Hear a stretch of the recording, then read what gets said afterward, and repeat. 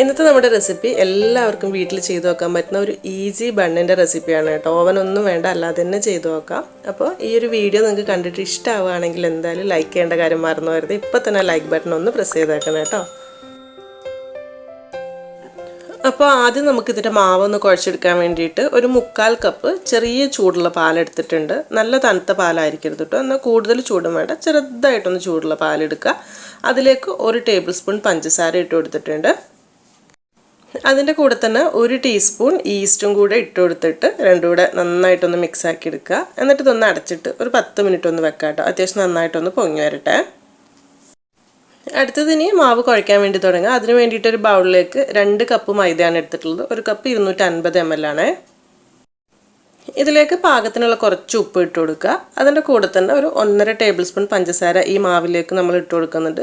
നമ്മളെ ബണ്ണിന് ചെറിയൊരു മധുരിപ്പ് ഉണ്ടാകാൻ വേണ്ടിയിട്ടാണ്. എല്ലാം കൂടെ ആദ്യം നന്നായിട്ടൊന്ന് മിക്സ് ആക്കി എടുക്കുക. ഇനിയിപ്പോൾ നമ്മൾ ആദ്യം പാലിൽ ഈസ്റ്റ് ഇട്ട് വെച്ചിട്ടുണ്ടായിരുന്നല്ലോ, അതിപ്പോൾ കുറച്ചങ്ങ് പൊങ്ങി വന്നിട്ടുണ്ടാവും. അത് നന്നായിട്ടൊന്ന് മിക്സ് ആക്കിയിട്ട് ഈ ഒരു മൈദക്കൂട്ടിലേക്ക് ഒഴിച്ചു കൊടുത്തിട്ട് എല്ലാം കൂടെ നന്നായിട്ടൊന്ന് മിക്സ് ആക്കിയിട്ട് കുഴച്ചെടുക്കുക.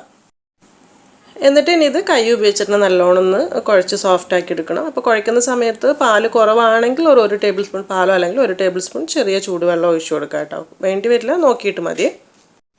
എല്ലാം കൂടെ ഒന്ന് അത്യാവശ്യം കുഴച്ച് ഈ ഒരു പരിവാകുന്ന സമയത്ത് ഇതിലേക്ക് 1 ടേബിൾ സ്പൂൺ നല്ല റൂം ടെമ്പറേച്ചറിലുള്ള ബട്ടർ കൂടെ ചേർത്തിട്ട് അതുകൂടെ കൈ ഉപയോഗിച്ചിട്ട് നല്ലോണത്തിൽ മിക്സ് ആക്കിയിട്ട് കുഴച്ച് നല്ല ഒരു 1-2 മിനിറ്റ് നല്ലോണം കുഴച്ചിട്ട് നല്ല സോഫ്റ്റ് മാവാക്കിയിട്ട് ഇതുപോലെ ആക്കിയെടുക്കാം.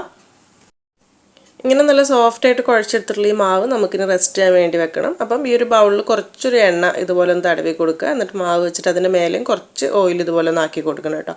എന്നിട്ട് ഇത് റെസ്റ്റ് ചെയ്യാൻ വേണ്ടിയിട്ട് ഒരു 2 മണിക്കൂർ എന്തായാലും വേണ്ടി വരും. നല്ല ചൂട് കാലാവസ്ഥയ്ക്കാണ് പെട്ടെന്നൊരു 2 മണിക്കൂർ കൊണ്ടൊക്കെ ആയി കിട്ടും, അല്ലെങ്കിൽ കുറച്ചുകൂടി സമയം വെച്ച് കൊടുത്താൽ മതി. ഞാനിപ്പോൾ ഒരു 2 മണിക്കൂറാണ് വെച്ച് കൊടുത്തിട്ടുണ്ടായിരുന്നത്. 2 മണിക്കൂർ കൊണ്ട് നല്ല ഉഷാറായിട്ട് ഇതുപോലെ നല്ല ഡബിൾ സൈസായിട്ട് പൊങ്ങി വന്നിട്ടുണ്ട് കേട്ടോ. ഇനി നമ്മളിത് ചെറുതായിട്ടൊന്നങ്ങ് കുഴച്ചെടുക്കുക. ഒരുപാട് പ്രസ് ചെയ്ത് കുഴക്കേണ്ട ആവശ്യമൊന്നുമില്ല, ചെറുതായിട്ടൊന്നങ്ങ് കുഴച്ചെടുത്തിട്ടുണ്ട് ഇതുപോലെ. ഇനിയിപ്പോൾ നമുക്കിത് ചെറിയ ബോൾസ് ആക്കിയിട്ട് ഇതുപോലെ ആക്കിയെടുക്കുക. അപ്പം എത്ര സൈസിലാണോ വേണ്ടതെന്ന് വെച്ചാൽ ആക്കിയെടുക്കുക. ഒരുപാട് വലുത് ആവാത്തതായിരിക്കും നല്ലത് കേട്ടോ, കുറച്ചൊരു ചെറുതായിരിക്കും. എന്നാലും ഇത് കാരണം എണ്ണയിലേക്ക് ഇടുന്ന സമയത്ത് ഒന്നുകൂടി നല്ല വീർത്ത് പൊങ്ങി വരും. അപ്പോൾ ഞാൻ ആദ്യത്തെ ഇത്ര വലുപ്പമാണ് എടുത്തിട്ടുണ്ടായിരുന്നു, പക്ഷേ ഇത്രയ്ക്ക് വലുത് വേണ്ട കേട്ടോ. കുറച്ചും കൂടെ ചെറുതായിട്ട് ഈ ഒരു രീതിയിലേക്ക് ഇതുപോലത്തെയൊക്കെ തന്നെ മതിയാകും. അപ്പോൾ ബാക്കിയുള്ളതൊക്കെ ഈ ഒരു വലുപ്പത്തിലാക്കുക. പിന്നെ ഈ സമയത്ത് ഒരുപാട് ഇങ്ങനെ പ്രസ് ചെയ്ത് നമ്മൾ ചപ്പാത്തിക്കൊക്കെ ബോൾ പിടിക്കുന്ന പോലെ ആക്കണ്ട കേട്ടോ. ജസ്റ്റ് ഒന്ന് പിടിച്ചിട്ട് ഒന്നങ്ങ് ഷേപ്പാക്കിയിട്ട് വെച്ച് കൊടുക്കുക, ഒരു പാത്രത്തിലേക്ക് വെച്ച് കൊടുക്കാം. 2 കപ്പ് മൈദ വെച്ചിട്ട് ഈ വലുപ്പത്തിലുള്ള ഒരു 8 ബണ്ണിനുള്ള ഉണ്ടാവട്ടെ. ഞാനിപ്പോൾ ഇതിൽ 6 വെച്ചിട്ടുള്ളൂ, 2 മാറ്റി വെച്ചിട്ടുണ്ട്. അപ്പോൾ നമ്മൾ വെക്കുന്ന സമയത്ത് അടുത്തടുത്ത് വെക്കരുത്, കുറച്ച് ഗ്യാപ്പ് ഇട്ട് വെക്കണം. കാരണം ഇത് ഇങ്ങനെ വെച്ചിട്ട് നമ്മൾ ഒരു 20 മിനിറ്റ് കൂടെ ജസ്റ്റ് ഒന്ന് അടച്ച് വെക്കുന്നുണ്ട്. അപ്പോൾ അത് ഒന്നുകൂടെ ഒന്ന് വീർത്ത് വരും. അപ്പോൾ അടുത്തിരിക്കുന്നത് തമ്മിൽ കൂടുതൽ ഒട്ടിപ്പോകാതിരിക്കാൻ വേണ്ടി കുറച്ചൊരു ഗ്യാപ്പ് ഇട്ട് വെക്കുക. എന്നിട്ട് ഇതൊന്ന് ചെറിയൊരു നനവുള്ള തുണി വെച്ചിട്ട് ഒന്ന് അടച്ചിട്ട് ഒരു 15 to 20 മിനിറ്റ് ഇങ്ങനെ വെച്ച് കഴിഞ്ഞാൽ അത് കഴിഞ്ഞ് നോക്കുന്ന സമയത്ത് ഇതുപോലെ കുറച്ചുകൂടെ ഒന്ന് വലുതായിട്ടുണ്ടാവും. എന്നിട്ട് നമ്മൾ എണ്ണയിലേക്ക് ഇടുന്ന സമയത്താണ് ഇത് കറക്റ്റായിട്ട് കിട്ടുക.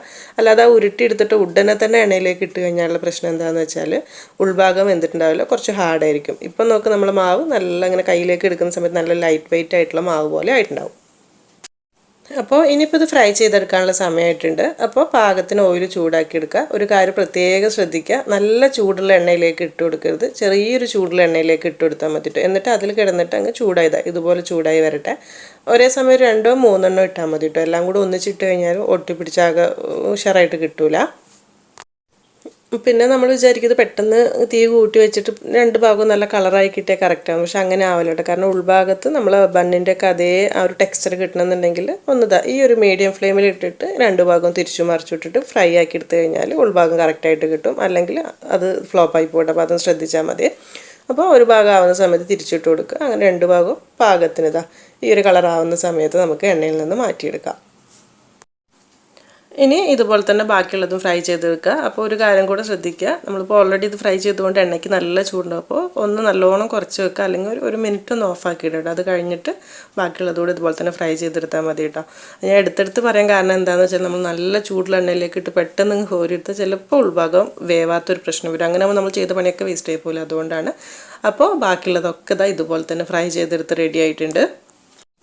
ഇത് ഫ്രൈ ചെയ്ത് കഴിഞ്ഞിട്ട് വേണമെങ്കിൽ ചെറിയൊരു ചൂടോട് കൂടി തന്നെ സാധാരണ ബണ്ണ് കഴിക്കുന്ന പോലെ വേണമെങ്കിൽ മുറിച്ച് ഇങ്ങനെ കഴിക്കുന്ന സമയത്ത് നല്ല ടേസ്റ്റാണ് കേട്ടോ കഴിക്കാനായിട്ട്. നല്ല അധികം കനമൊന്നും ഉണ്ടാവില്ല. നിങ്ങൾ തൊട്ടുന്ന സമയത്ത് നമുക്ക് മനസ്സിലാകും. മുറിച്ച് കഴിക്കുമ്പോൾ നല്ലൊരു ബണ്ണിൻ്റെ ഉൾഭാഗം പോലെ തന്നെ ഉണ്ടാവും. പക്ഷെ നമ്മളിപ്പോൾ ഇത് ബട്ടർ ക്രീം ആക്കിയിട്ട് കഴിക്കാനാണ്. അപ്പോൾ അതുകൊണ്ട് തന്നെ നല്ലോണം ചൂടാറിയിട്ട് വരണം. അപ്പോൾ നേരത്തെ തുണി വെച്ചിട്ടുണ്ടെങ്കിൽ കവർ ചെയ്ത് വെച്ചാൽ മതി. ഒരിക്കലും നല്ല എയർ ടൈറ്റ് ആയിട്ടുള്ള പാത്രത്തിലൊന്നും വെച്ചിട്ട് അടച്ച് വെക്കരുത്. അപ്പോൾ അങ്ങനെ കുതിർന്ന് പോകും. അപ്പോൾ നല്ലോണം ചൂടാറി വരുന്ന സമയത്ത് നമുക്കിതിലേക്കുള്ള ബട്ടർ ക്രീം റെഡിയാക്കാം. അതിന് വേണ്ടിയിട്ടൊരു 50 ഗ്രാം ഉപ്പില്ലാത്ത ബട്ടറാണ് എടുത്തിട്ടുള്ളത്. റൂം ടെമ്പറേച്ചറിലുള്ള ബട്ടർ തന്നെ എടുക്കാൻ വേണ്ടി നോക്കുക. ഇതിലേക്ക് ഒരു 1/2 കപ്പ് പഞ്ചസാര എടുത്തിട്ട് നല്ലോണം മിക്സിയിലിട്ടൊന്ന് പൊടിച്ചിട്ടുണ്ട്. അതോടെ ഇട്ട് കൊടുത്തിട്ട് കുറച്ചായിട്ട് ചേർത്തിട്ട് ഇത് വെച്ചിട്ട് ഇതുപോലെ നല്ലോണം ഒന്ന് വിസ്ക് വെച്ചിട്ട് നന്നായിട്ടൊന്ന് മിക്സ് ആക്കി എടുക്കുക. പെട്ടെന്ന് തന്നെ സെറ്റായി കിട്ടിക്കോളൂ കേട്ടോ. ബട്ടർ റൂം ടെമ്പറേച്ചറിലായിരുന്നാൽ മാത്രം മതി. പിന്നെ ബണ്ണിൻ്റെ ഉള്ളിൽ ക്രീം നല്ല കൂടുതലായിട്ട് വേണമെന്നുണ്ടെങ്കിൽ 60 ഗ്രാം ബട്ടറൊക്കെ എടുക്കാം കേട്ടോ. അത് നമുക്ക് ഇഷ്ടത്തിന് അനുസരിച്ച് എടുത്താൽ മതി. നന്നായിട്ട് ഇതുപോലെ മിക്സായി വരുന്ന സമയത്ത് ഒരു 2 തുള്ളി വാനില എസൻസ് കൂടെ ഉണ്ടെങ്കിൽ നല്ല ടേസ്റ്റ് ഉണ്ടാവും. അപ്പോൾ അതില്ലെങ്കിൽ കുഴപ്പമൊന്നുമില്ല, നല്ല ടേസ്റ്റ് തന്നെയാണ്. അപ്പോൾ അതോടെ ചേർത്ത് നല്ലോണം മിക്സ് ആക്കി എടുക്കുക. അപ്പോൾ നമ്മൾ ബട്ടർ ക്രീം ഇതാ സെറ്റായിട്ടുണ്ട്. ബട്ടർ ക്രീം ഇഷ്ടമില്ലാത്തവർക്ക് നമ്മൾ സാധാരണ വിപ്പിംഗ് ക്രീം ഇതുപോലെ ജസ്റ്റ് ഒന്ന് വിപ്പ് ചെയ്തെടുത്തിട്ട് അതാക്കാം, അല്ലെങ്കിൽ ക്രീം ചീസിൻ്റെ ക്രീം ആക്കാം. അങ്ങനെയൊക്കെ ഇഷ്ടമുള്ള പോലെ ചെയ്യാം കേട്ടോ, കുഴപ്പമൊന്നുമില്ല. ഇനിയിപ്പോൾ നമ്മൾ നല്ല ചൂടാറിയിരിക്കുന്ന ബണ്ണെടുത്തിട്ട് ഇതുപോലെ കത്തി വെച്ചിട്ട് നടുഭാഗം ഒന്ന് മുറിച്ചെടുക്കുക. മുഴുവനായിട്ട് മുറിക്കേണ്ട, ഒരു പകുതി ഭാഗം ക്രീം ആക്കാനുള്ള ഭാഗം ഇങ്ങനെ മുറിച്ചെടുത്തതിന് ശേഷം ആവശ്യത്തിനുള്ള ക്രീം ഉള്ളിലേക്ക് വെച്ച് കൊടുക്കുക. എന്നിട്ട് ഒന്നങ്ങ് സ്പ്രെഡാക്കി കൊടുക്കുക. എന്നിട്ട് ഇങ്ങനെ ക്ലോസ് ചെയ്തിട്ട് കഴിച്ച് കഴിഞ്ഞാൽ സൂപ്പർ ടേസ്റ്റ് തന്നെയാണ് കേട്ടോ. അപ്പോൾ എല്ലാവർക്കും അറിയുന്ന റെസിപ്പി തന്നെയായിരിക്കും. നമ്മൾ പുറത്തുനിന്ന് കഴിച്ച് പരിചയമുണ്ട്. എന്നാലും ഇതുവരെ ഇത് വീട്ടിൽ ചെയ്തിട്ടില്ലാത്തവർ എന്തായാലും ചെയ്ത് നോക്കട്ടോ. കുട്ടികൾക്കും ഇഷ്ടമാവും, എല്ലാവർക്കും ഇഷ്ടപ്പെടുന്നൊരു ബണ്ണ് തന്നെയായിരിക്കും കേട്ടോ. അപ്പോൾ നിങ്ങൾ ചെയ്ത് നോക്കുന്നുണ്ടെങ്കിൽ ഫീഡ്ബാക്കൊക്കെ അറിയിക്കുക. അതുപോലെ വീഡിയോ ഇഷ്ടപ്പെട്ടിട്ടുണ്ടെങ്കിൽ എന്തായാലും ലൈക്ക് ചെയ്യേണ്ട കാര്യം, ഷെയർ ചെയ്യേണ്ട കാര്യം ഒന്നും മറന്നു പോകരുത്. അപ്പോൾ ഇനി എന്തായാലും നല്ല റെസിപ്പിയായിട്ട് പുതിയ വീഡിയോയിൽ കാണാം. താങ്ക്